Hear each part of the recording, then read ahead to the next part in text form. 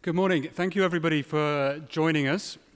I think we've got a bit of a tough gig here. We've got a lot of competition with the other sessions that are going on at the same time. So thank you very much for turning out in your droves. Thank you for everybody on the live stream. For those people watching on the live stream, they're just shutting the doors at the back now to stop anybody else coming in.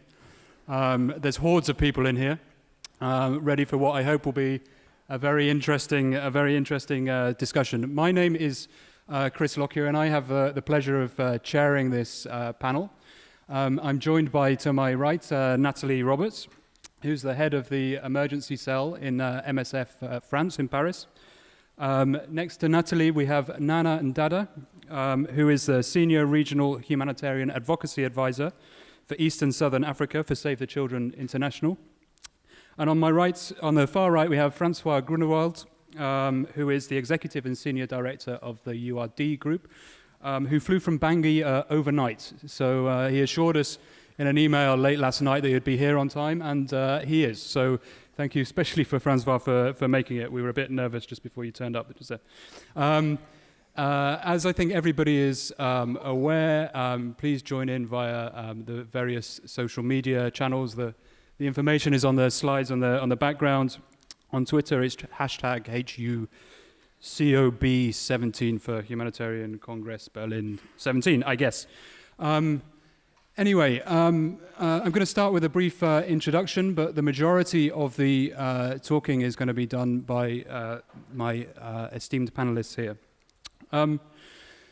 So, to set the scene a little bit, after a long decline of mass death through starvation over the last years and decades, 2017 saw only the second time that a famine was declared this century, with the other case being Somalia in 2011. In February this year, famine was declared in Unity State in South Sudan, via the UN and the IPC, or the Integrated Food Security Phase classification. For those who are not aware of the IPC, I'll quote what they are directly from their website. It's a standardized scale that integrates food security, nutrition, livelihood information into a clear statement about the nature and severity of food insecurity and the implications for a strategic response. Basically, it's a system which is based on geographical areas that categorizes them into 5 levels. From minimum, where people can get enough food without aid, but with some having to sell livestock to survive, to level 4, where there's a humanitarian crisis, and then finally to level 5, where we're talking full famine, where even with humanitarian assistance, a large number of people are likely to starve to death. The manual for reaching these criteria, I had a look at last night. It took me a while to download it. It's over 100 pages. It's over 100 pages long. It's a very complex and in-depth piece of literature. But fundamentally, a couple of the key factors that are required to be able to declare famine are that there is a death rate due to lack of food of over 2 people per 10,000 per day, and that simultaneously there is a death rate for children under the age of 5 of over 4 per 10,000 per day. Now, this, even when we break it down to these simplistic figures, this is not a simple exercise. Often, in the case of a famine, the data in a situation of severe food insecurity, data is incredibly hard to collect. We've seen examples of that this year in South Sudan, but also in Yemen.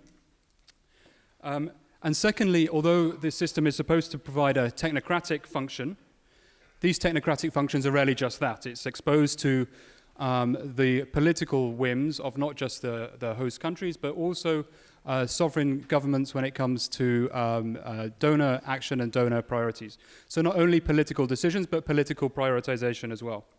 Nonetheless, in February this year, the IPC committee met and famine was declared in South Sudan. Further, around this time, the Secretary General of the UN announced that 20 million people in South Sudan, Nigeria, Yemen, and Somalia were at risk of famine.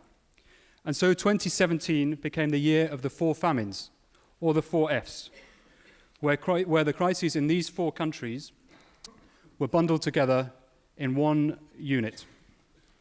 Now, what we want to do here today with this panel is ask the question, what, if anything, has changed? Our aim is to do this through looking at this year and the situation of food insecurity and undernutrition through three categories. And luckily, these categories all begin with D, which is just a fate of good luck. There's no manipulation whatsoever. The first being definition, the second being drivers, and the third being delivery. With the definition category, we want to look at the importance of definitions and of not abusing them, but at the same time, the imperative to be able to communicate the desperate needs of a crisis. We also want to look at a little bit of the importance of data versus the collectability and reliability of that data, and why the technocracy in this situation, along with many others, is open to abuse. Through the drivers, although, of course, there has been drought, there have been failed crops, but there are other commonalities. There are conflicts, although not necessarily the same conflicts in each situation. There are political decisions and political priorities across both host governments, but also NGOs and UN agencies.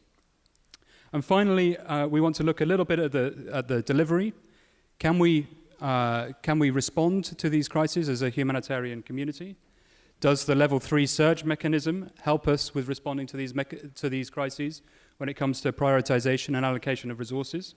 And what are the operational challenges when it comes to access and getting qualified people to be able to perform our response to a high enough level? Each of my 3 panelists are going to take a slightly different take on this.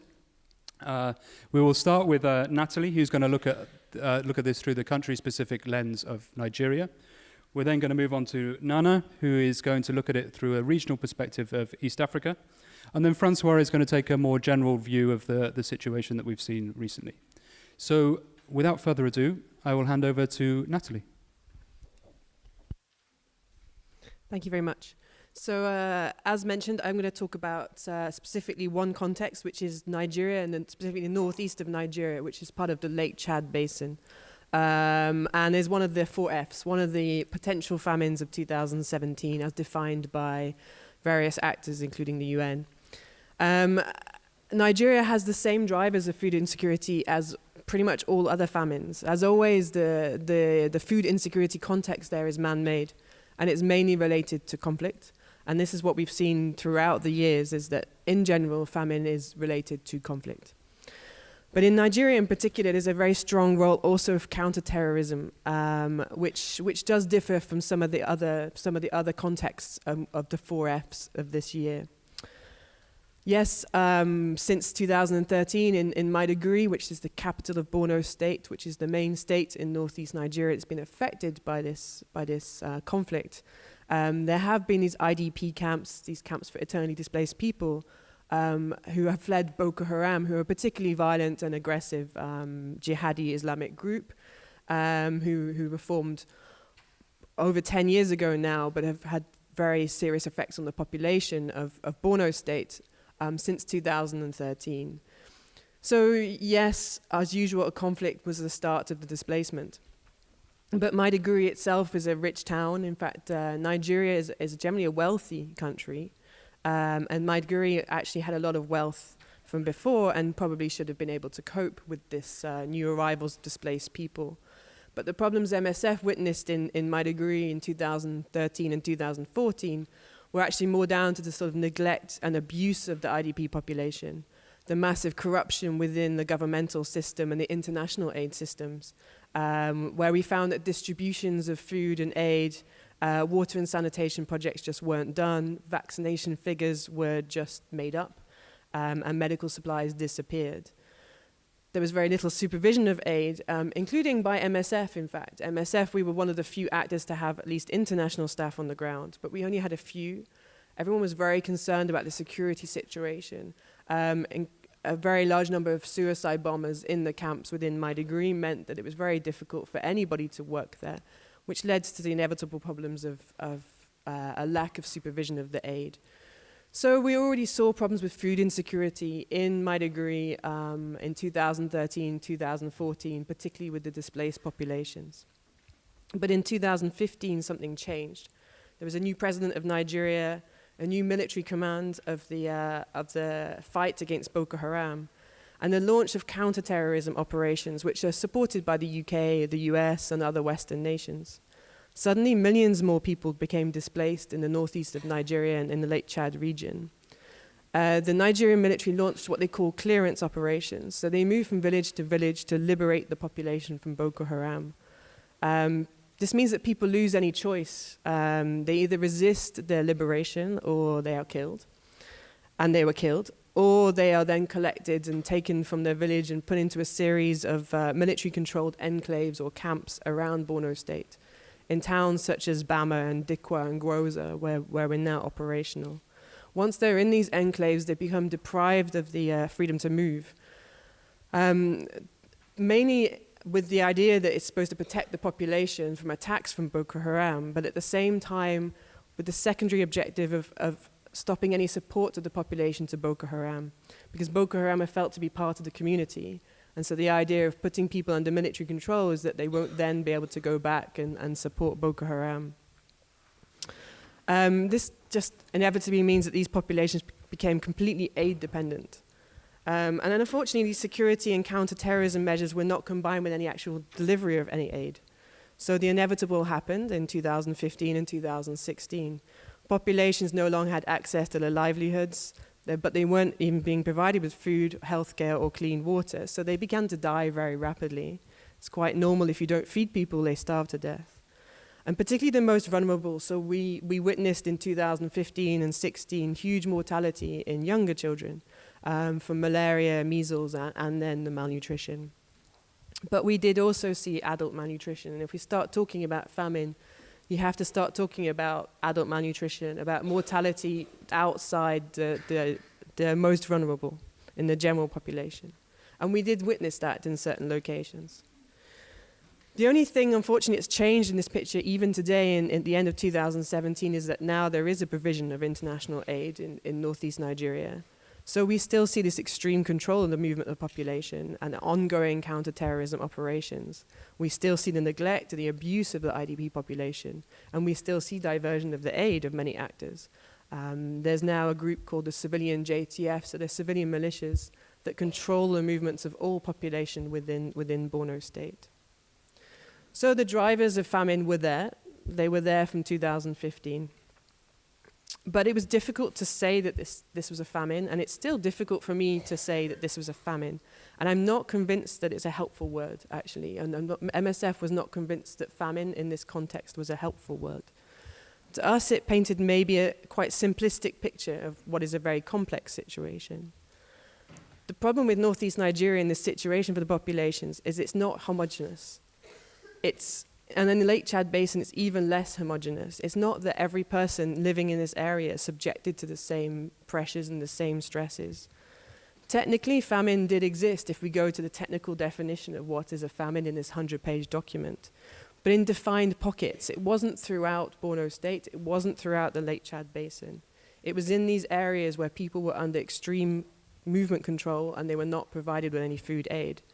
Some of these pockets are pretty large. There's camps of 50,000 people in Bama, Banki, Muna Garage, in Maiduguri, but they weren't continuous. It wasn't that this was a sort of this wasn't a natural phenomenon in a state. This was very much man-made in certain areas. So for us, simplistically defining this as a famine created the impression in the minds of everybody at the beginning of 2017 and the end of 2016 that this was somehow a bit like the 1980s in Ethiopia, widespread mass starvation.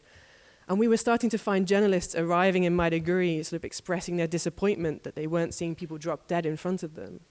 That when they landed in the airport, in fact, it's quite nice. And the governor of Borno has a vanity project of putting new streetlights, new paving slabs, there's mansions, there's limousines in Maiduguri. And it became quite complicated to then say, there's a famine in northeast Nigeria, and then have people arrive and say, well, we can't see it. The problem is that these pockets are not overtly visible to the person who's just arrived. Many of the people living in the worst conditions are either on the extreme outskirts of Maiduguri in areas that are very dangerous to access because of attacks by Boko Haram, or they're in areas outside the city which are only accessible by military escort. So it meant that journalists would have to go with the military and be guided to see people dying. So then this kind of idea of, oh, there's supposed to be a famine, but we can't see it, fed into this discourse, which was then perpetuated by the authorities, that all NGOs, particularly MSF, because we were the most vocal, were actually exaggerating the severity of the situation in order to obtain funds. And this became the discourse at the end of 2016 was, there's no problem to see here, really, people just want the money. Which created a huge amount of bureaucratic obstacles to defining the famine, to us speaking out about the famine, and to us even working in the country. And not only to MSF, but to the organizations we would expect to be involved, such as WFP, who weren't registered in the country and found that they really struggled to get going. The main sort of rhetoric was, there's nothing to see here, in fact, and we don't need you, please go away. At the same time, there's a lot of pressure to declare the famine at the end of 2016 from the international actors, from international donors who actually did recognize that there was a problem and did want to do something about it. But they were really sort of seeking to push political change and hitting this brick wall of a strong authoritarian nation who didn't want to listen. So what they really wanted was data, and data, as we've mentioned already, it's very difficult to obtain in contexts like this. In the most extreme areas, which could be defined as famine, they could only be accessed by the use of armed escorts with the military. We had no access to these areas whatsoever. For a while, we, as MSF, we don't like taking armed escorts, obviously, and we refused. But that didn't mean that we were offered another way of accessing people or that people were being moved into somewhere that was safer. They just said, okay, if you don't want to go, that's fine. So eventually we did take the armed escort route because we felt that actually the situation warranted that. But even with an armed escort arriving in a location that's surrounded by, in theory, Boko Haram terrorists, you don't know what's going on outside. You can't stay on the ground very long, and evacuation is not possible. You then find thousands of people who are in extreme health situation. The priority then becomes to provide aid rather than doing robust epidemiological surveys to prove that there's a famine. So we started to get very quick and dirty information, more kind of counting graves, trying to understand what was going on. But this wasn't acceptable to the Nigerian authorities, and it wasn't really acceptable in the IPC declaration of famine to just say, well, we went and had a look, and look, there's loads of dead people. You need to have a bit more definitive information than that. But at the same time, we were even more concerned about the populations we couldn't access at all. We still have no access to people who don't live under military government control.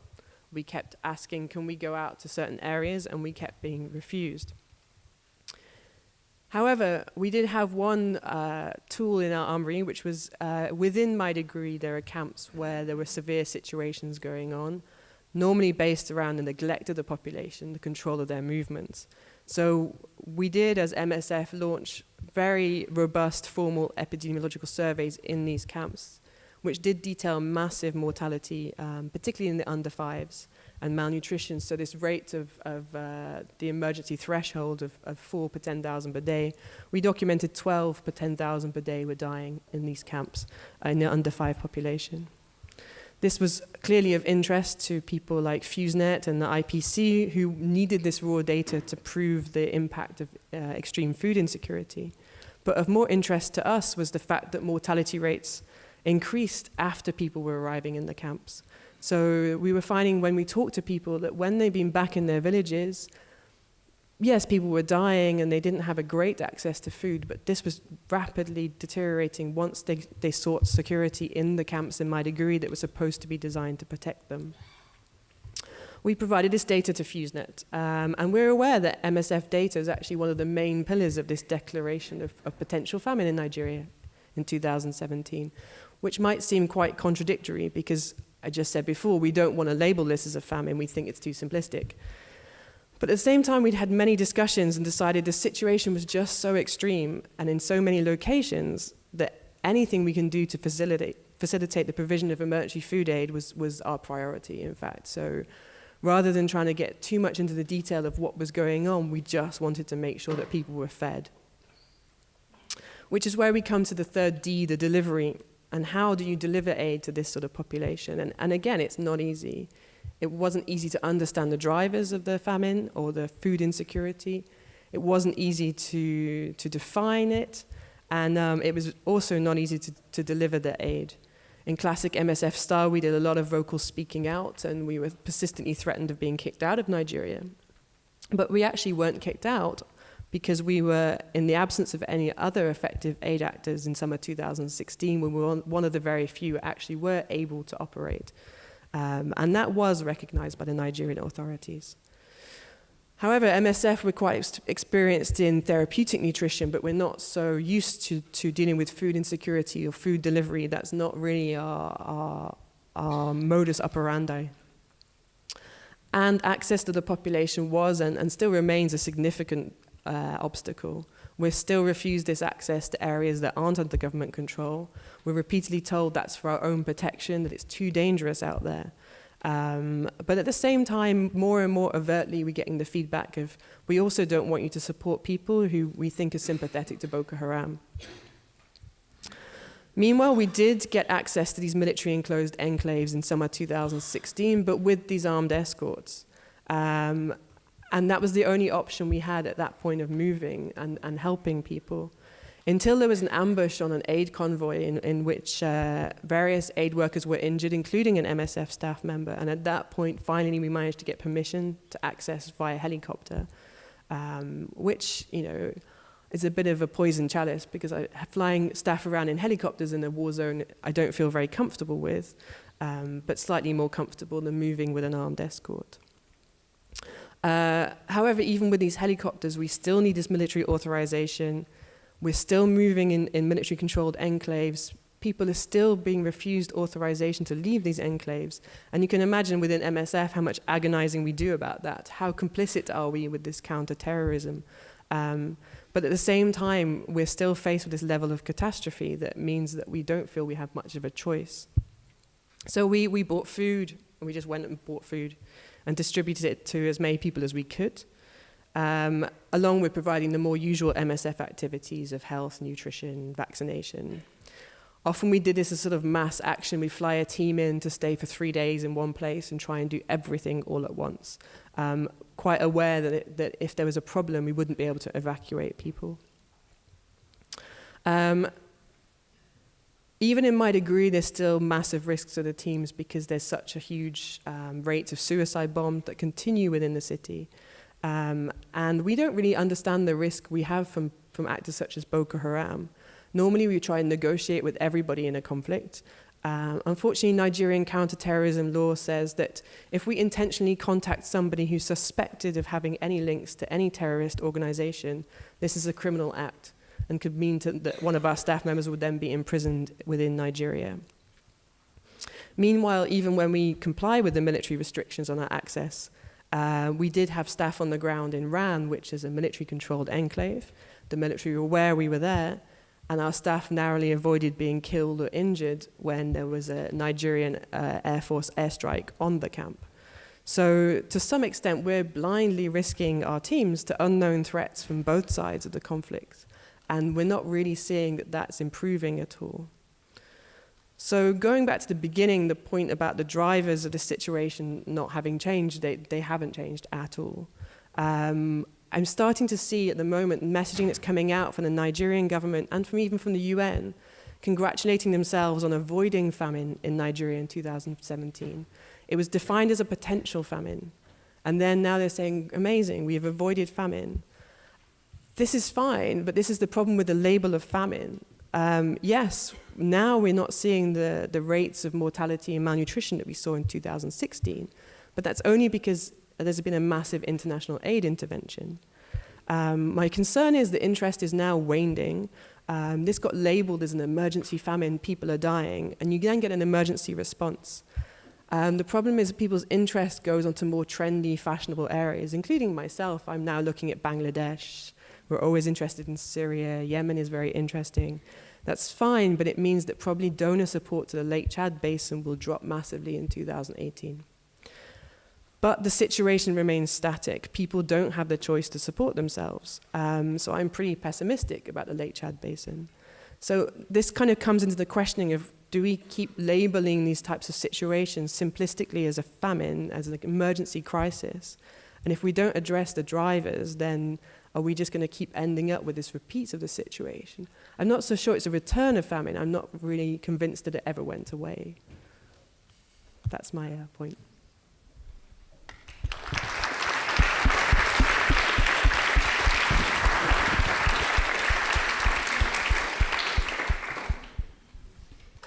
Thank you, Natalie.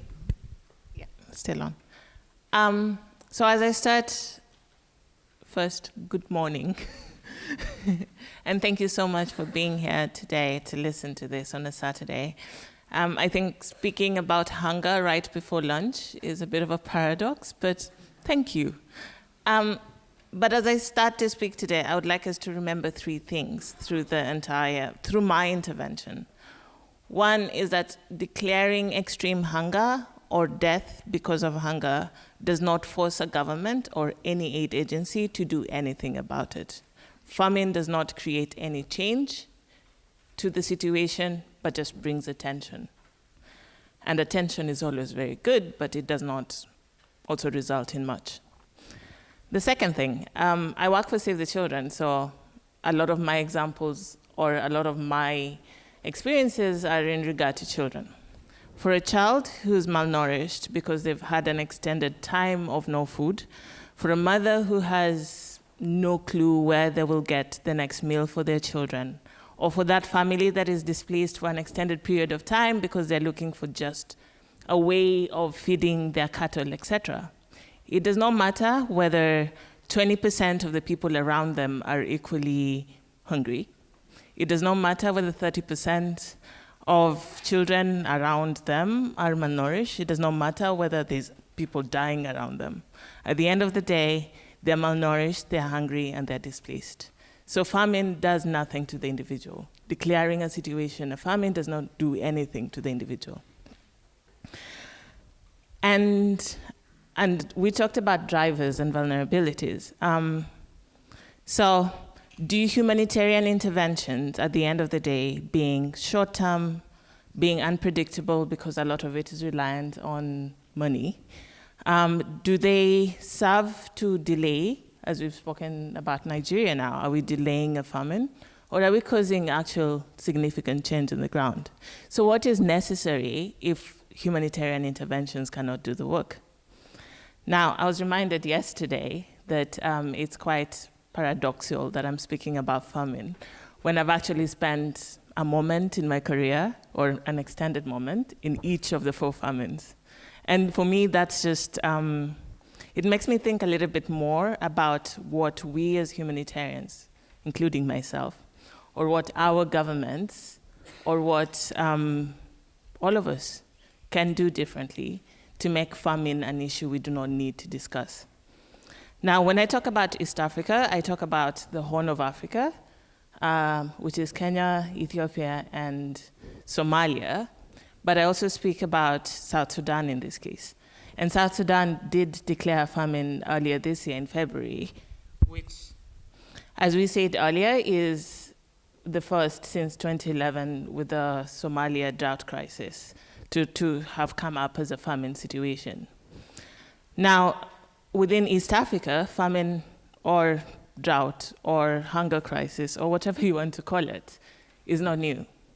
We've had 1984 Ethiopia and it became what is called as a biblical famine situation, never seen before, will probably never be seen before. It brought about people like Bono to be known in our region. Like in Africa, Bono was not a thing until late 1984. And that makes, that will forever be in our minds. We come to 2011 and we have the Horn of Africa drought. We remember it because of Somalia, where before it was declared a famine, 300,000 people had died. So it's not when you declare the famine that makes a difference. People do not die because the famine has happened. People die before you even declare it a famine. Then 2015, 2016, the region again experiences a long drought and extreme losses in livestock, in crop, in a lot of assets, because often people in the region sell their household goods, they marry off their daughters, etc., in order to replenish. So famine, drought is not something new to the region. It's something we know. It is very predictable. We know in the next 5 to 6 years we will have another drought, possibly another famine. What we also know is that in our region, in East Africa, we have 2 of the 4 global famines, so Somalia and South Sudan. And I will speak of these 2 countries in a bit of detail. So in Somalia and South Sudan, it's not because the rains failed. It's not because there was a failure in crop production. It is not because livestock died. It is more than that. All of those are, drivers of famine. It is because conflict has caused a lot of people who would potentially have been farmers not be able to plant crops. And even where they had managed to plant something, they cannot harvest it. In South Sudan now, where the area, Western Equatoria, which is the bread basket of the country, that had traditionally not been conflict affected, it had actually been the place where people run to when things get bad up in the north, is now conflict affected. So when you have an entire part of the country that is serving the country, feeding the country in conflict, the rest of the country, again, is affected. So conflict is nothing new to our region again. Conflict, whether it is localized in northern Kenya or in Somali region of Ethiopia or protracted in South Sudan and in Somalia, is a driver of food insecurity and will continue to be a driver of food insecurity. We want to wish conflict away, but we've known that wishing conflict away does not work very well. Otherwise, we wouldn't have conflict now. Now, however it is labeled, we know now that drought is something we cannot stop. We've tried stopping climate change, and it's a contributing factor to drought in the region. However, because we cannot stop drought, what we can control is the effect of drought. We can control the number of people who then suffer significantly from lack of food or the effect of lack of food, so being malnourished or lacking water and sanitation services, etc. We can control that. Therefore, we can control famine. But what do we need to do now, or what do we need to invest in now or in the future in order for that to happen? Now, when I talk about a regional aspect of drought, it's something for East Africa and the Horn of Africa. We have to remember that when drought happens, or when the weather fails, or when the rains fails, it does not recognize national borders. So when something is happening in Somalia, the same would be happening in northern Kenya, the same is happening in south central Ethiopia. So there's no border control, and the same applies for the Lake Chad Basin.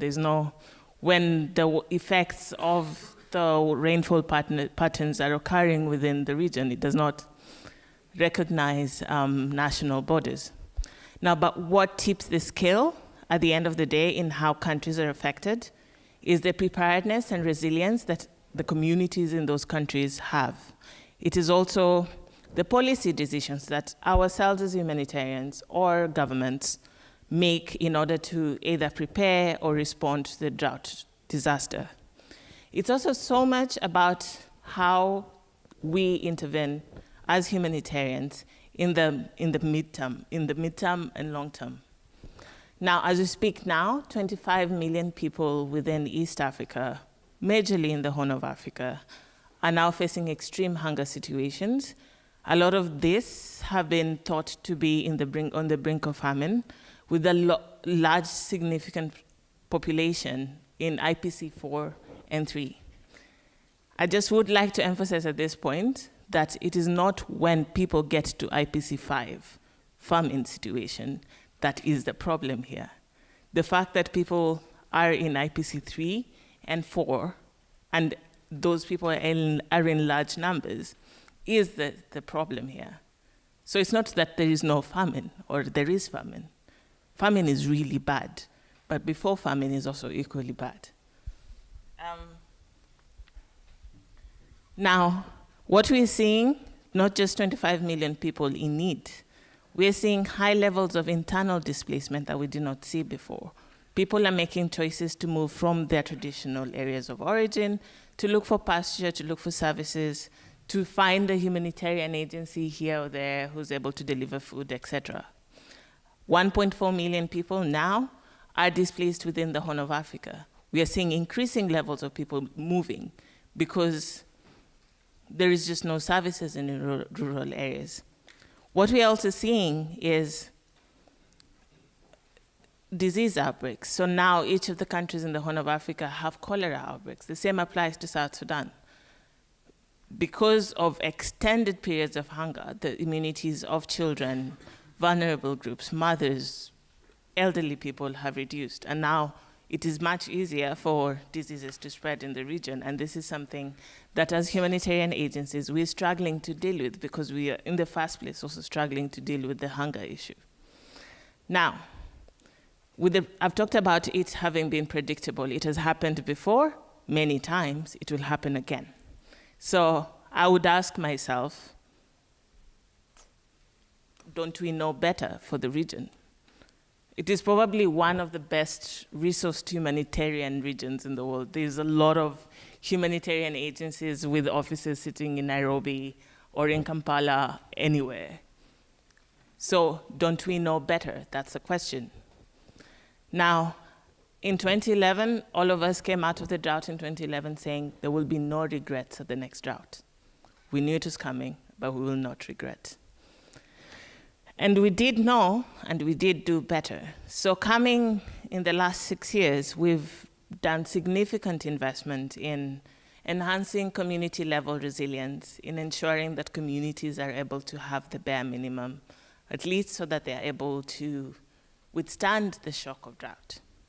We've established and we've supported governments in systems and structures across the region that are able to respond or prevent famine where they can. We've also transitioned some communities where it is possible from that reliance on humanitarian assistance to something development, resilience type intervention. And in 2017, we started early. We raised the alarm quite early. When we saw signs in the field in South Central Somalia, when Save the Children started seeing more admission of malnourished children, we started making noise. And we responded equally early. So donors were also very good at providing the assistance necessary. But how is it now that we have more people getting into 2018 in need than there was in 2017?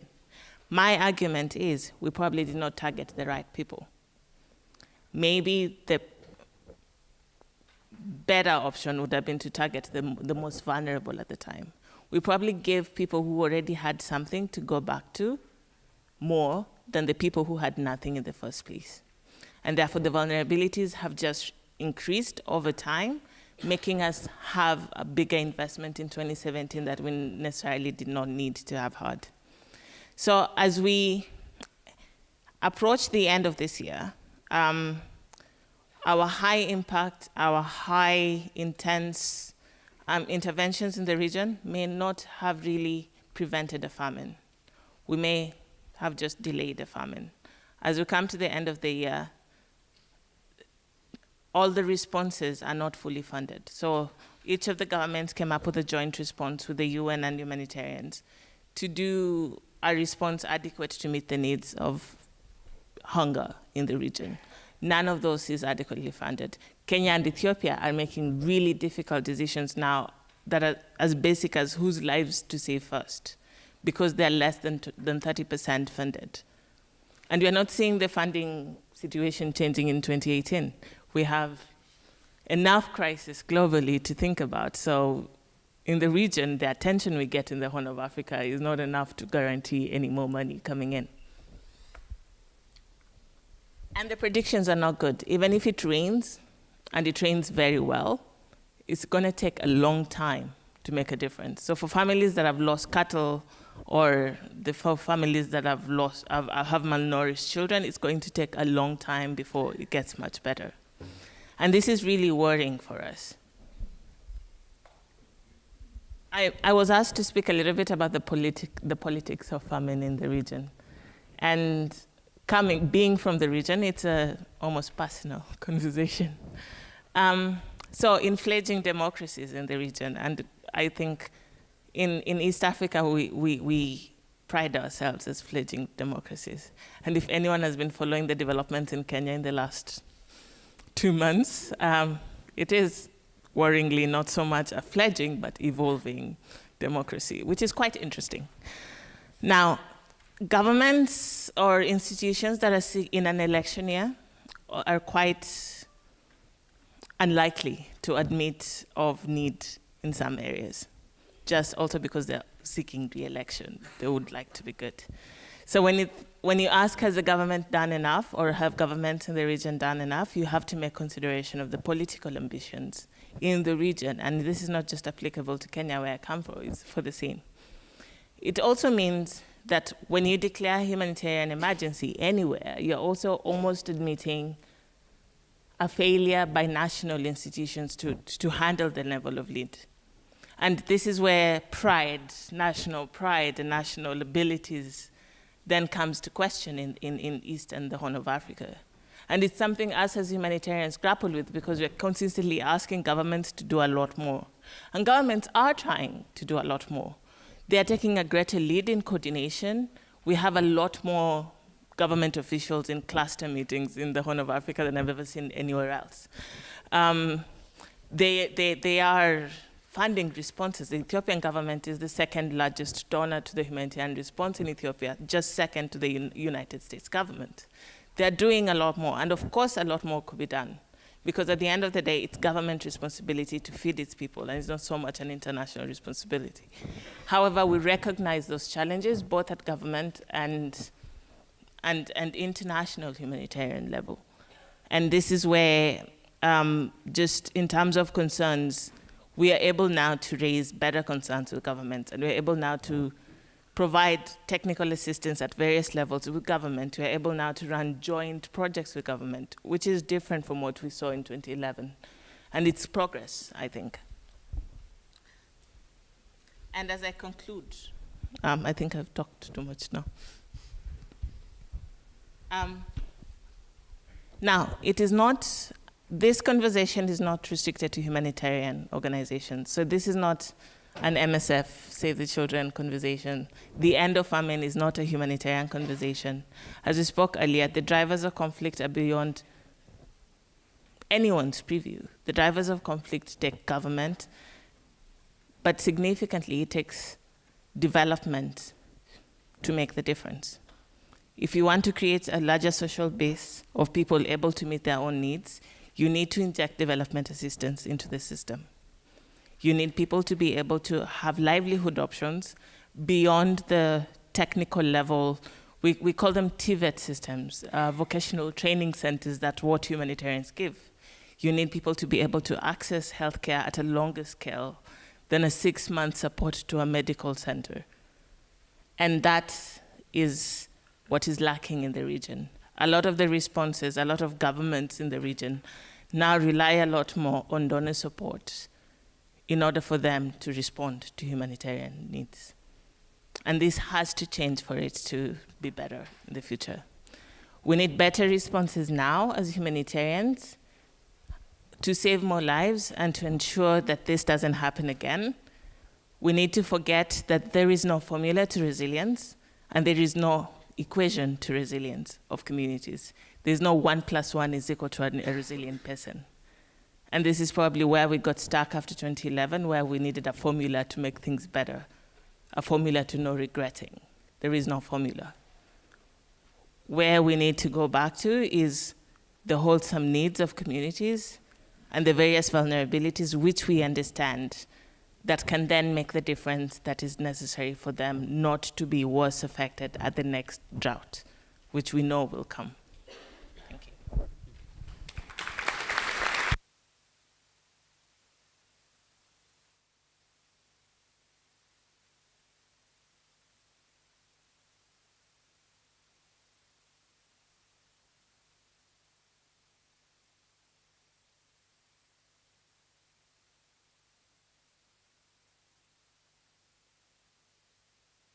Yeah, so I spent the night in the plane. So when we spend the night in the plane, we are not necessarily in the mood of being very politically correct. So I'm not sure my capacity to be very politically correct is very high today. So I will not be.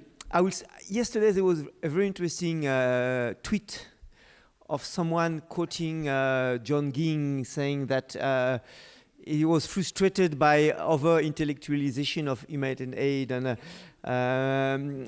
of course, when I hear that, I always remember the second campaign of Kennedy when he wanted to be re-elected as president.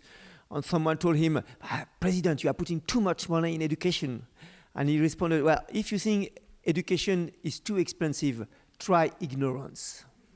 And for me, it's the same. I think if we don't speak, if you don't think, if you don't invest in our brains for this type of complex situation, then I think we will miss the boat. The second part of the tweet was a complaint again by John Ging saying that don't shoot the doctor every time the patient dies. Well, if we look at all the story of drought and crisis in this area, we still see recurrent failures in the system. So it's, well, sometimes you have to shoot the doctor if 4 times the patient dies. And we're a bit in front of that type of situation. So with those kind of 4F, and I hate the concept of 4F because they are all different. They may not be famine. There are 4 crises happening at the same time in line with with Syria and other places. But the 4F, it's really communication tools, and I don't like too much communication tools. They are so different. Those crises are so different. The dynamics are so different. So to put them in the same bag and having, the Yemen, Somalia, Ethiopia, South Sudan in the same bag, for me, it's a bit like a joke. South Sudan is the place of the swamps.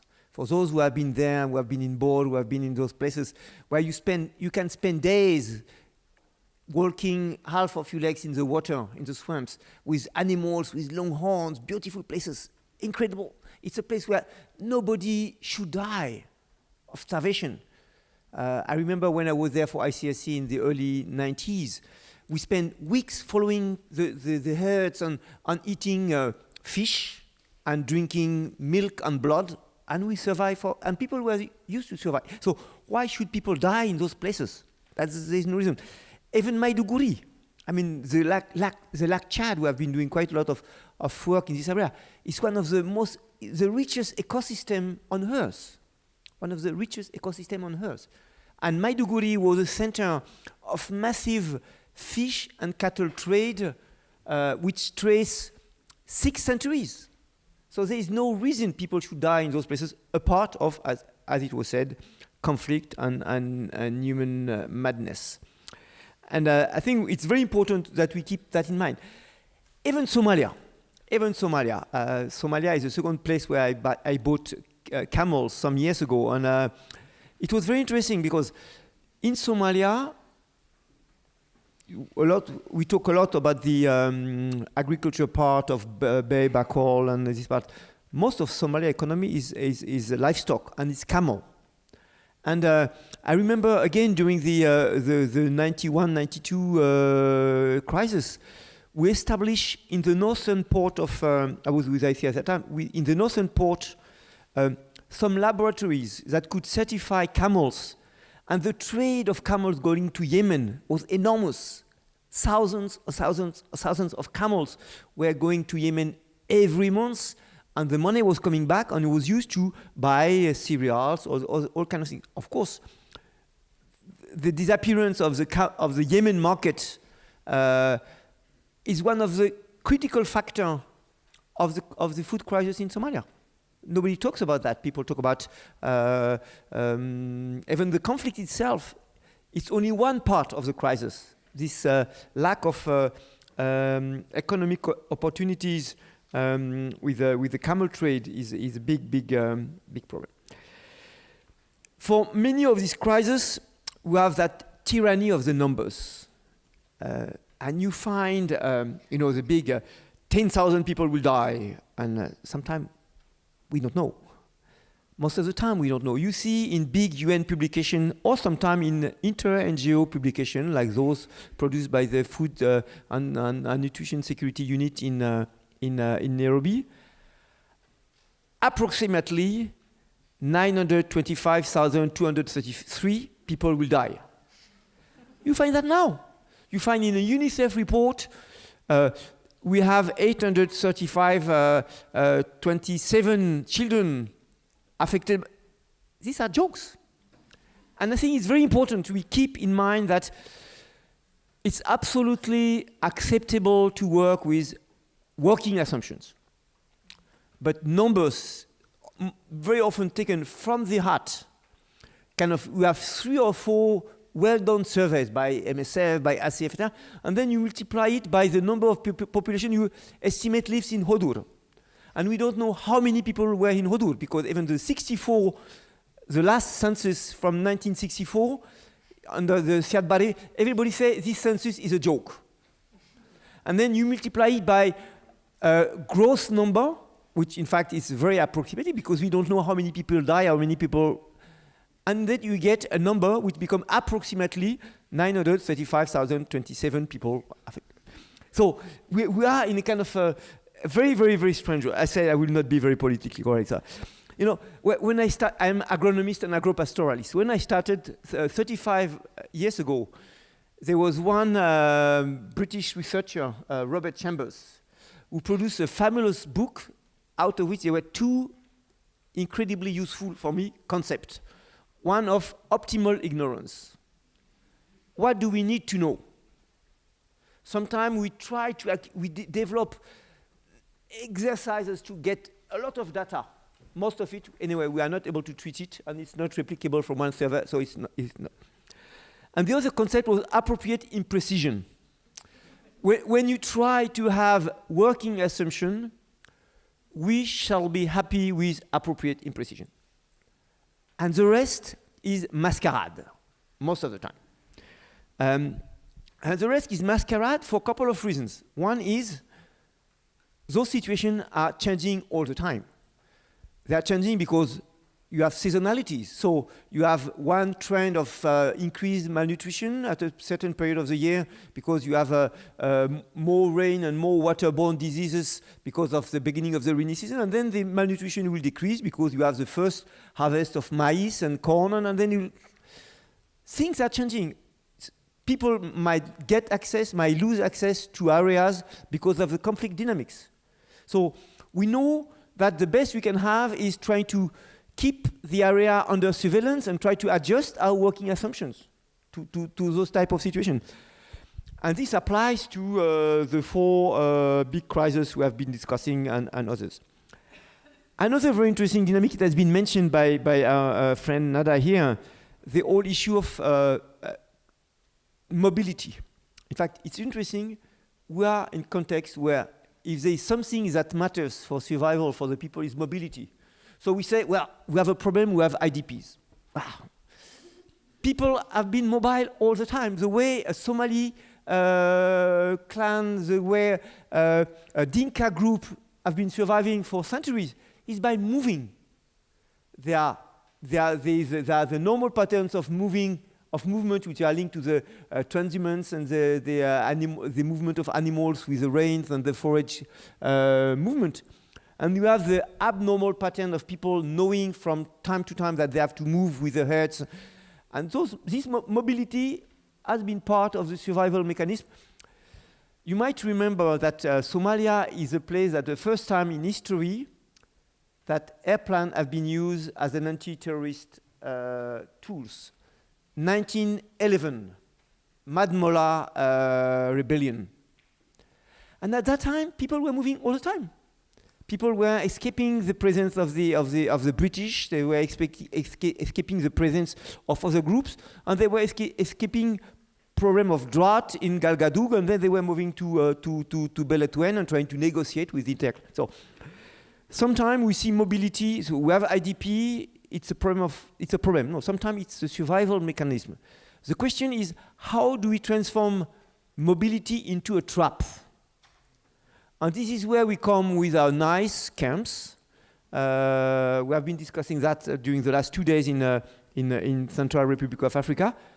Camp are a trap. It's a place where people sometimes come to get assistance. It's a place sometimes where they come to get protection, but it is most of the time a trap. And getting donors, getting NGOs to say that, well, the shortest we can do this camp, and the quicker we can help people to go back, if possible, the better. Sometimes we are very bad at that because we take 3 weeks to negotiate the budget with the donor, and then it takes 1 month to start to put in place the latrines, and then we don't want people to leave. We have done all this work. We have drilled wells. We have established. Why would they leave? We got them stuck into the trap. And we have traps like that in Somalia, in South Sudan. Ethiopia, interesting, the government is, for the best and for the worst, is strong enough to say, well, we don't want IDPs. We would minimize the fact that there will be IDP, and we try to get people assisted in their place with the kind of the resilience based program and the safety nets, which is an interesting element.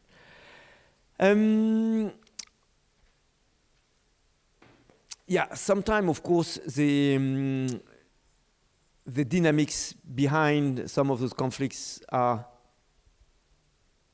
linked to smoke screens.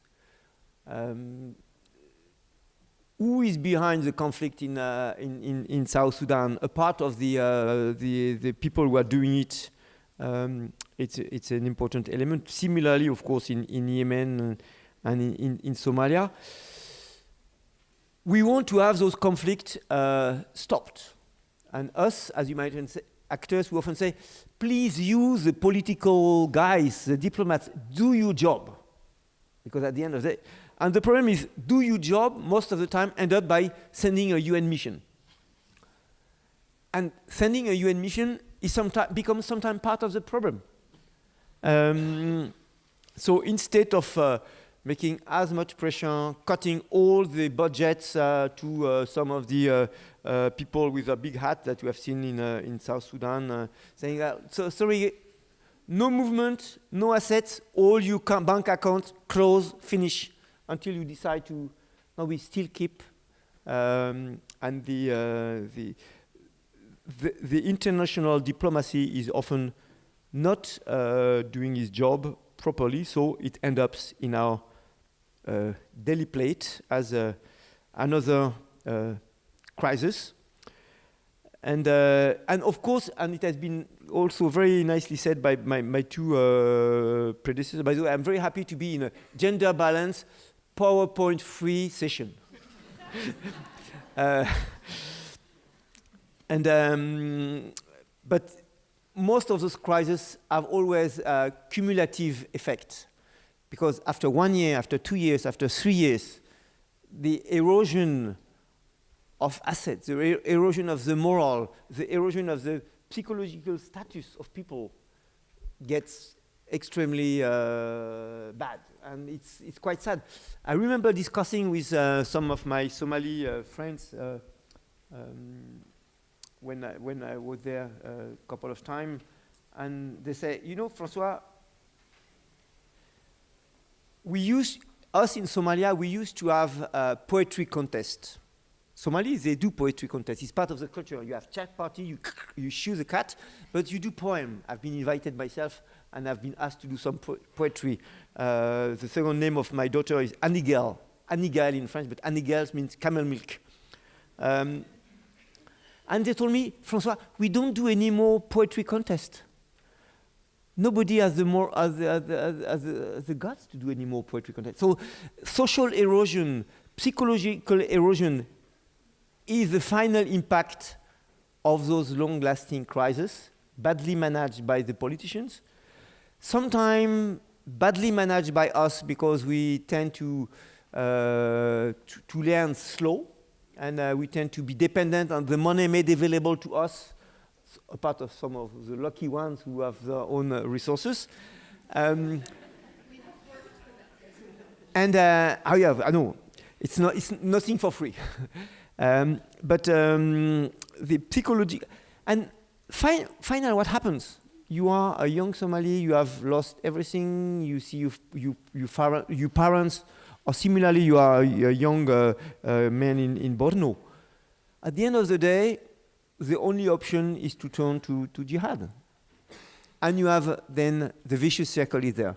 Not because you have a strong believer, not necessarily but because it's sometimes the last option of something that at least makes sense and gives you some future. And of course, the response to that, more boots in the mud. Send some more guns, more uniformed people, and more soldiers.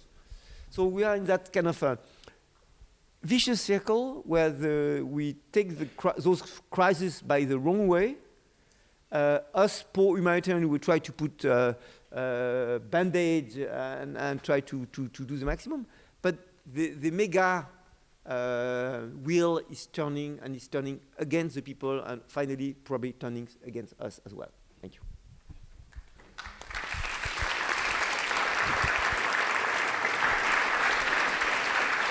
you.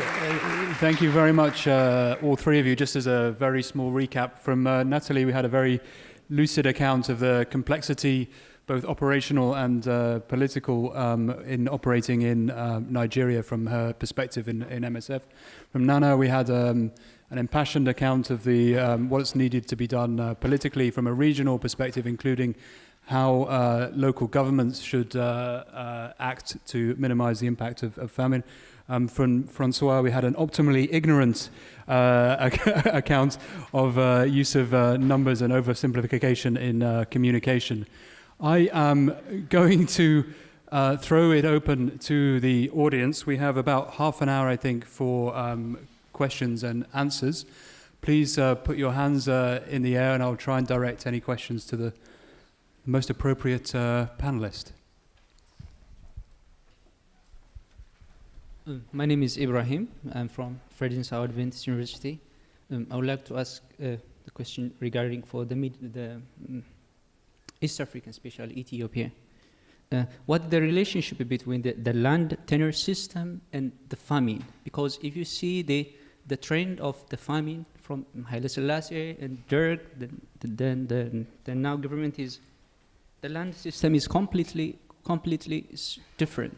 Maybe that things facilitate for the famine. I hope so. Thank you.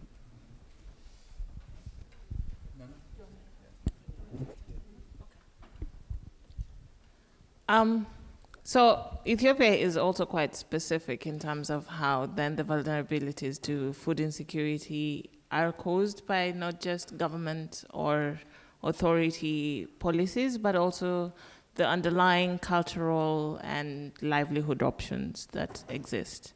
So for most of drought-affected communities in Ethiopia, there is quite a reliance on either rain-fed agriculture or livestock farming. And what that means is land becomes a very particular asset for most communities. Ethiopia is also one of those countries where ethnicity plays a big role in where land is and who is in that land and how much land can be shared across or within communities. And what that means in a situation where drought is a real, persistent, and predictable issue is that then it becomes quite a factor in the results of how many people and how they get hungry. So what the land issues have meant in Ethiopia now is pastoralists who traditionally then, again, as François was saying, rely on mobility as their way of survival, as a way of their animals getting through and in and getting fed, etc., are having such a difficult time in how then do they cut across land? Where do they go in order to get that pasture? And this is now becoming quite a political issue, because then it is used around, it then becomes a factor in how then authorities relate with each other, etc. Quite recently now, we're seeing quite a spike in ethnic violence in parts of Ethiopia now with the Oromo and Somali communities. Traditionally, these communities would move to other areas in search of pasture and land. They would not quite have the opportunities, or at least not to this scale, to clash. But what land and the abilities to then graze cattle within some or other areas is causing now is that communities that traditionally would not need to cross paths now are crossing paths, and it's causing quite a lot of conflict. I think, François, maybe you have more to say. Yeah, I think it's very important to make the difference between agriculture situation and pastoral situation. In fact, land does not have the same value for pastoral group, because what counts is not the land, is the grass on the land. So you can have large bands of land which are barren, sand, nobody cares. During the rainy season, this land is the last place where there is some grass, then this land cares. This land matters. So I think while for agriculture situation, people know the land, sometimes they have boundaries, clear boundaries around the land, and sometimes even with thorns. So I think it's quite different. The other element is that most of the traditional pastoral routes have been cross boundaries. And now you have the borders, and sometimes the borders, you have guns on both sides, which makes possibility for animals to cross very difficult. And then the last interesting element of that land issue is in urban context. In Mogadishu, for example, the issue of where you can have small IDP camps, and the whole issue of gatekeepers, those who control the capacity of people to settle in that land, put the small hat and live there.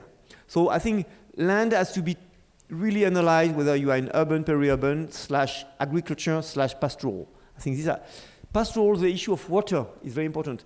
For me, it has always been fascinating in Somalia to see when around the watering point, you sometimes have all the clans present, and there is a negotiation there of how the different animals will come to the watering point, and where they will be redirected to an area where there is grass. And this system has been functioning still during the war, and is still in many parts very present. So it's very interesting that you still have this remaining element of cultural system around managing a common resource, multi-clan, inter-clan, despite possible fights around. And this is probably one of the models for Somalia, not try to have a Mogadishu type and Western type of government, but more having systems that are closer to management of water point on land and grazing land as a critical element. Yeah, my name is Corinna Keil. I'm an independent consultant. I would like to comment on whether it makes a difference for the malnourished child whether a famine is declared or not. You said it didn't. I would challenge that because it actually significantly increases the chance of that child to get assistance and to be treated. I would like to share an experience. I was working for DFID in Mozambique at the same time as the famines were declared or the news went out. And it was really important for us to be aware that even though the situation in Mozambique with the El Niño drought was quite bad, it was just not as bad as in the other countries. And it was an important element in the discussions of whether we were sort of starting to cry wolf and ask for more money, or whether we accept that because the situation is only IPC 2 and 3, we should sort of be happy with the money we have and accept that more money is going elsewhere. So I would defend the classification of the IPC different categories. And even though I understand that sort of for a more complex discourse, the word famine is is difficult, it's still a tool that allows us to compare the degree of needs between different geographic areas. And if we want to have humanitarian aid based on needs and needs alone, we do need these tools to compare needs.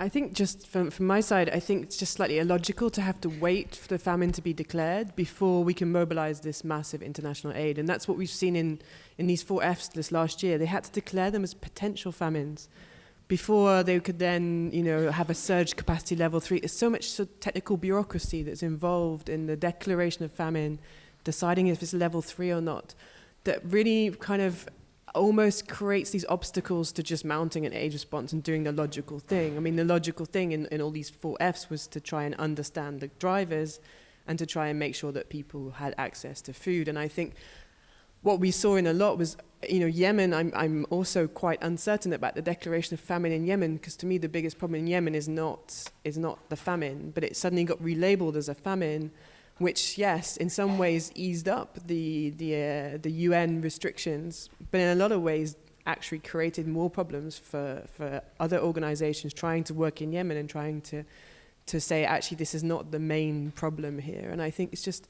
if we have to keep waiting for some declaration, a technical declaration of famine, each time we want to just point out that there's a major problem going on, I think that's quite complex for all of us. So the lady at the back and then the gentleman at the front. Hi, my name is Senka and I'm a doctor with MSF. My question is for all 3 of our wonderful panelists. It really struck a nerve with me when Nana said that we cannot stop droughts. I think all of us here in the room agree on the consensus that droughts are mostly man-made as a result of climate change. And my question for the panelists is, as humanitarian organization, we were always very good at calling out actors who are responsible for armed conflicts. Do you think the time is right for us to be more vocal and loud on calling out climate change, or do you think this is something that should be left to climate scientists and experts in the field? Thank you. Maybe two. Yeah, it's kind of a follow-up. So it goes to also to François. And I risk being even more politically incorrect would be to support John Ging in the humanitarian crowd. But the question I would like to know about the don't shoot the doctor if the patient dies 4 times. It is a famine crisis that is man-made, and those are wars. And we are a doctor, so I'm looking at the NGOs that are working in responding with the best that they can, and it's above. It is man-made. So why kill the doctor? I don't get why. I mean, I do get why we have to ask ourselves very tough questions, and that's what we do here. And I totally appreciate the reflection that we have. But we are also losing the ground to in the previous for those who were in this room, the previous panel, we're losing the ground to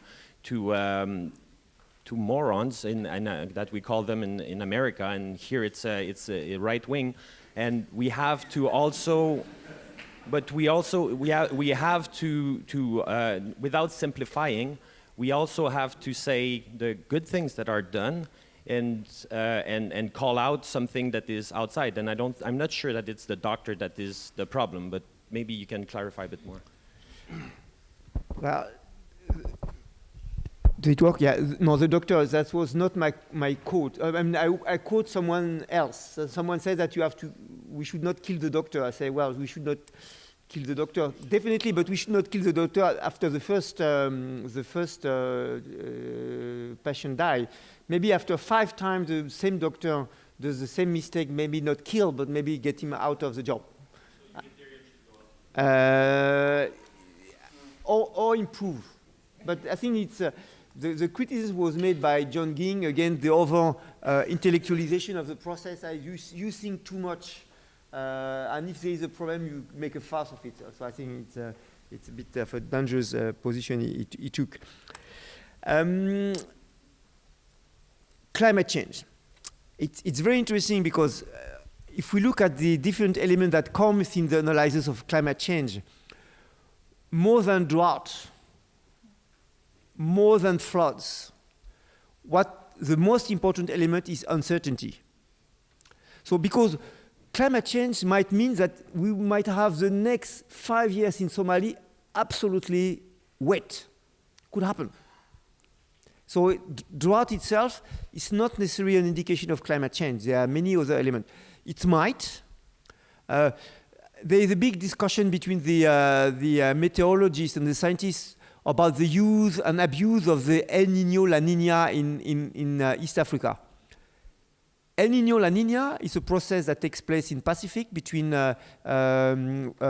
Central America and East Asia, with movement of with evolution of the heat of the upper layer of the ocean, which creates movement, circulation in the atmosphere, with some El Niño year in the Caribbean being extremely, and the Central Africa being extremely devastating in terms of hurricanes, while in the same time on the other side in Southeast Asia you have drought and forest fire, and El Niño is the reverse.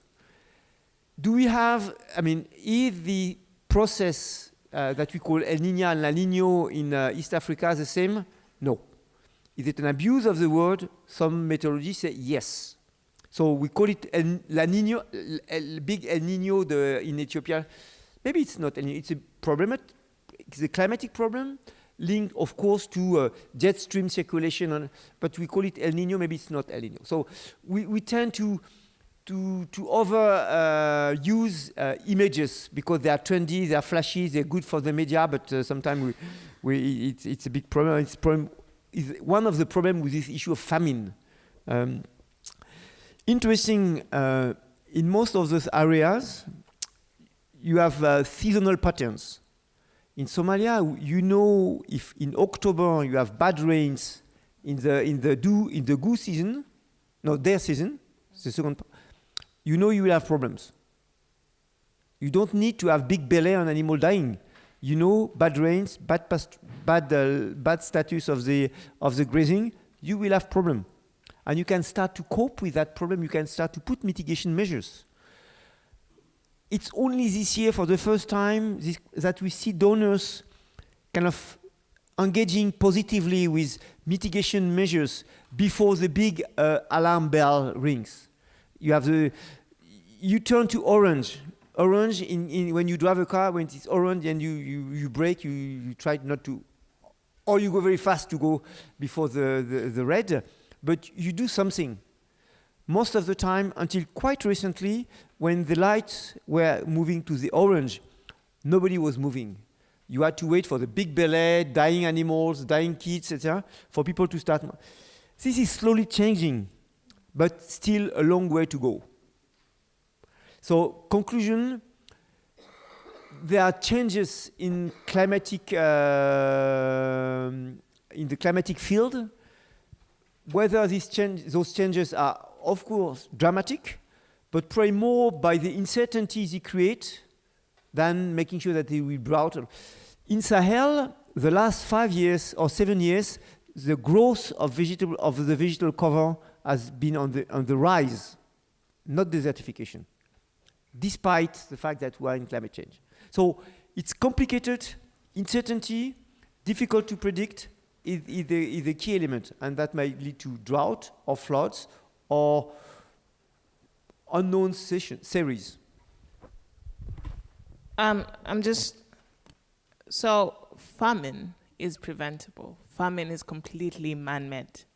Drought, the season, is probably not quite easy to prevent. What we know in the region, so my grandparents are farmers, is that even when it rains, the level of rain determines how full your harvest would be at the end of the day. And even with or without climate change, seasonal patterns made a whole difference in the availability of food to many people in the region. So what the message we are trying to push now is that we know it will happen, climate change or not. Climate change is a contributing factor to drought, and that is acknowledged at the end of the day. And yes, if there was less climate change, things would be better. However, the seasons in the region change significantly over time to a level where we have the lean season and we have the well-off season. During the lean season, if it's extended over a period of time, it becomes a drought. And the drought, when it happens, what we have control over is how then people are affected. If people are better prepared at their household level, with enough skill, with enough livelihood options to feed their families for that, through that lean season, it is better off for them. And we have actions that can be taken at various levels to enable that to happen. And that we have control over. What we don't have control over, for example, is how bad an El Nino season can be or La Nina season can be. We do not have control over how much rain happens when it happens. And and those that we don't have control over, we try not to fight them too much. Tancred. Yeah, Tancred, MSF. Thanks for this great debate. But sort of I would challenge, and probably all the three of you, because you said famine doesn't sort of create any emergency response anymore by the big donors. My recognition, if we look at the public debate, which goes on now for a couple of months, is that the famine is the trigger word that does sort of create action or not. But what I miss in that debate is that the underlying cause, and you lined that all out, is the political failure in the region or in the particular country. So why or how could it be addressed that the famine is not the sort of red light word, but the crisis sort of underneath that gets more of attention and debate, and then resolving it maybe by the end of the day? What's the obstacle there? That's I would like to know. Thank you. I actually completely agree with you. I didn't want to say that famine didn't produce a response. Actually, the word famine in northeast Nigeria produced a large response. Suddenly, WFP started feeding 1.8 million people, which they were not doing before. But they had to wait for the word famine before they could mobilize that response. And I think that was more my concern, is that everybody knew what was happening. And everybody knew at the level of the international donors. I spoke to various governments. They all knew what was happening, and they were all waiting for this magic word famine to launch the response, which is more my worry, is more my concern, is how do we engage a broader political dialogue about the causes of the food insecurity and the problems that we're seeing about control of population movements, which, going back to climate change, people have coping mechanisms, but if you take their coping mechanisms away, then that's a huge problem. And I think to engage this broader political discussion, if we start having to wait to use the word famine, then that's more my concern. In terms of how we then engage the broader political discussion, I don't really know. We don't seem to have the mechanism to do that. We seem to divide it very, very carefully, the aid response and the political situation. And it's very easy now to just ignore the political situation, to say, oh, well, we'll just feed people. And that's a concern. And I'm not saying that we shouldn't feed people, because, that is what we did, and that's what we needed to do in Borno. And MSF has not blocked the use of the word famine in any of these 4F countries. We had a conversation about South Sudan, about whether we should say, actually, we're working in those areas and we don't see famine. But we decided not to, because we knew the word famine would mobilize an aid response. The problem is it doesn't mobilize the political engagement that we want to see. I'll just quickly say about what do we want to see different? So at the political level, as a Kenyan, I'd like to see my government invest a little bit more on drought preparedness and to have a little bit more in the pockets to respond to a drought when it happens, and not rely on, donor governments for much. That will be one thing.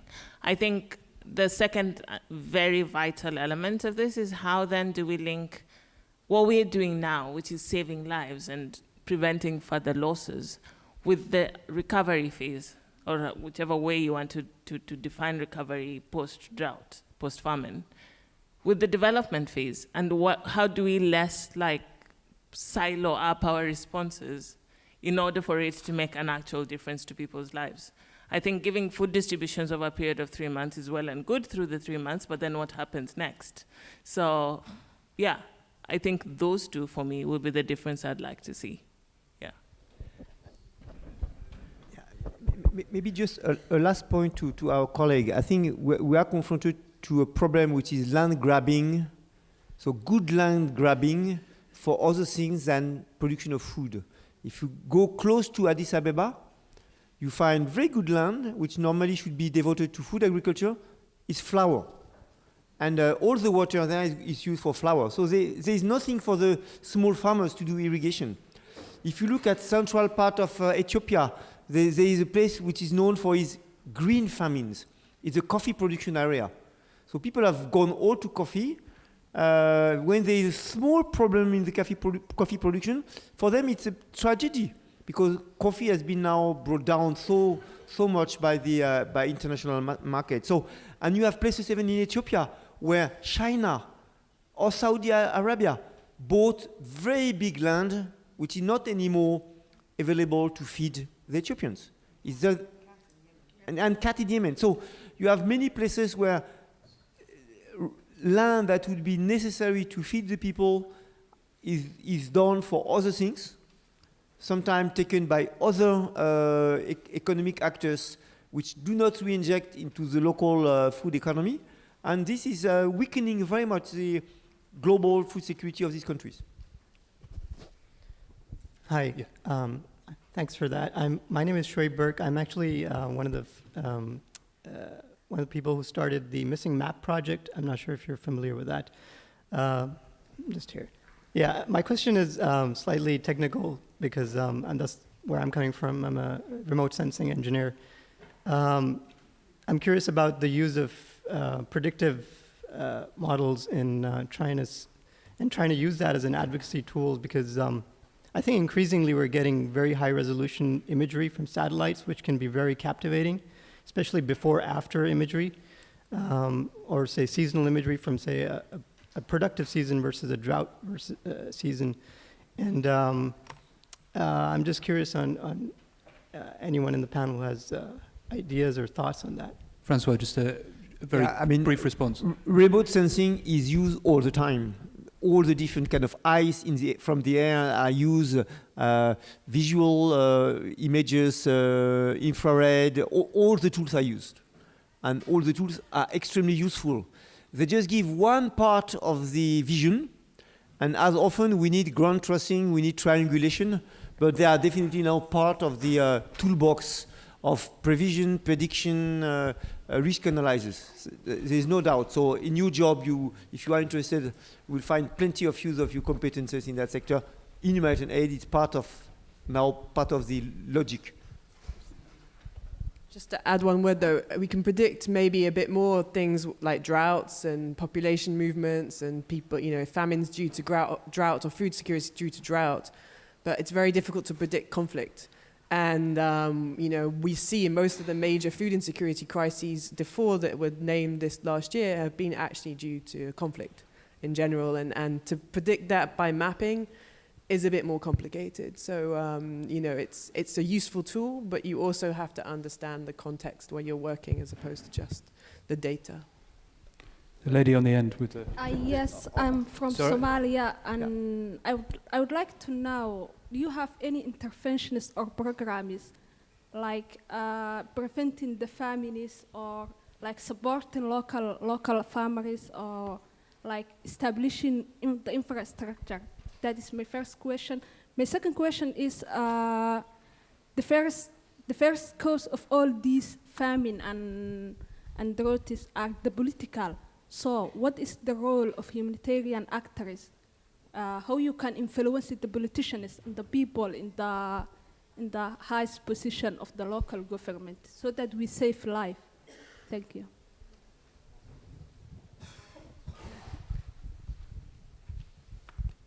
I will speak for Save the Children, yes. And we are not alone in Somalia. There's about 125 agencies working across Somalia, providing interventions, cross-cutting from life-saving interventions to building resilience of communities to development-type interventions, etc. So that is work being done. And post-2011, post the drought in 2011, a focus on building resilience of communities has been a key factor out of that.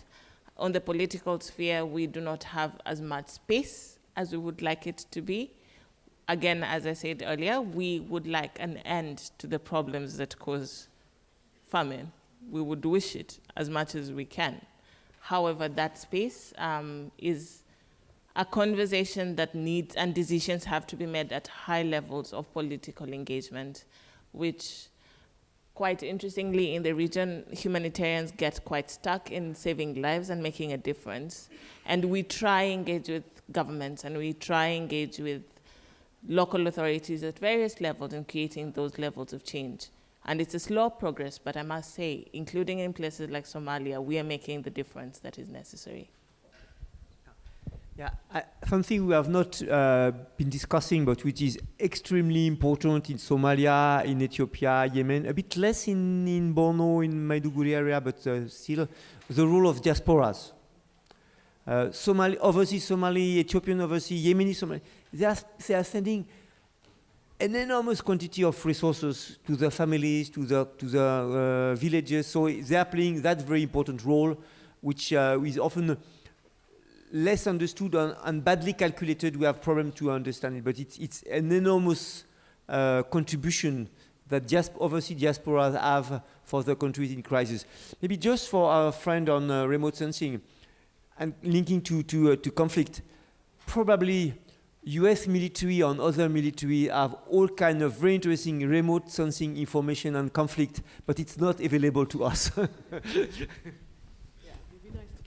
Going to take, unfortunately, I know there's still loads of questions out there, but we're really running out of time, and this guy's been waiting for ages. He's got the microphone, so the last question there. Make it a good one. Hi, my name's David. I'm studying epidemiology. What I would like to ask is the food and land price speculation of the international financial market an issue in the areas you worked in?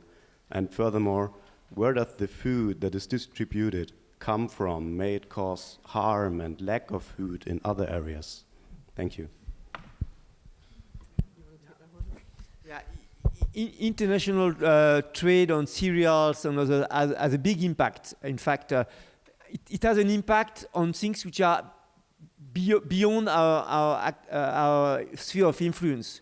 We know if there is big problem of food or cereal production in Russia, in Australia, or in the US or in Europe, this would impact global food market, and those global food market will impact local consumption, especially urban consumption, which is most of the time largely based on import.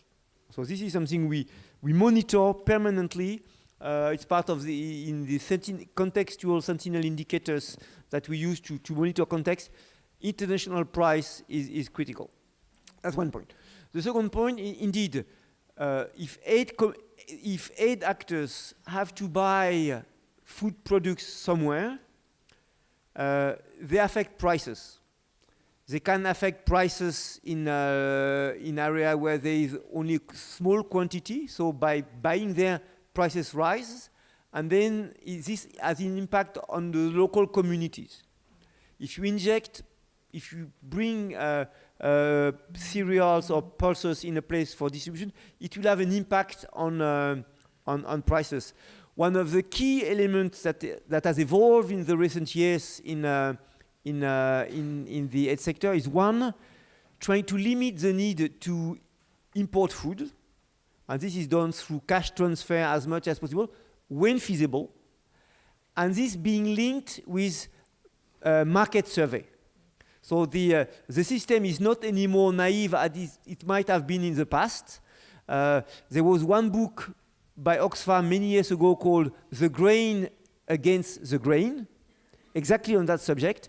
Now the aid sector has reached a certain level of maturity and understand that it is an economic actor, and this economic action can have positive and negative impact. WFP, for example, is developing an interesting program for local procurement, but they understand that local procurement can have a negative impact. So you can buy that, but maybe not that, because if you go too much, then instead of having a positive impact on farmers that would be able to sell their grain, you can have to have negative impact on vulnerable people who have no grain to produce, to sell, but have to buy it. So it's always a trade-off. Market survey is a key. Thank you. I'm sorry, we're going to have to sort of wrap up the questions there, but thank you all for your engagement.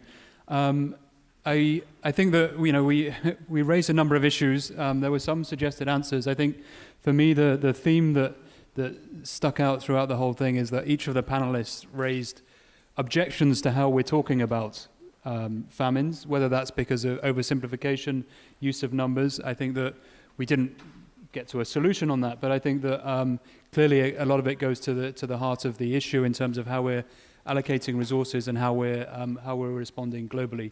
I haven't checked with my fellow panelists on this. I'm sure that they would be willing to be approached with any questions. They're all very nice. I've known them all for 2 hours each now, and they've been very nice. They've been very nice so far, and they've done a wonderful job, I think. So please thank each of the panelists, and thank you for your participation.